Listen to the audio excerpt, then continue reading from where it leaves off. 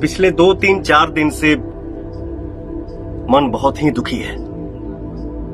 बिहार के मधुबनी में जो घटना घटित हुई है उसे मैं कड़ी से कड़ी शब्दों में निंदा करता हूं और बिहार सरकार से मांग करता हूं कि दोषियों को जल्द से जल्द पकड़ा जाए और उन्हें कड़ी से कड़ी सजा दी जाए ताकि इस तरीके की घटना दूसरे परिवार के साथ ना हो पाए। इसके अलावा मेरे पास कोई शब्द ही नहीं है।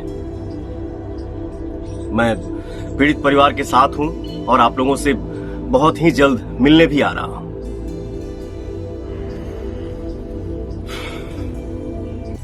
पिछले 2-3-4 दिन से मन बहुत ही दुखी है। बिहार के मधुबनी में जो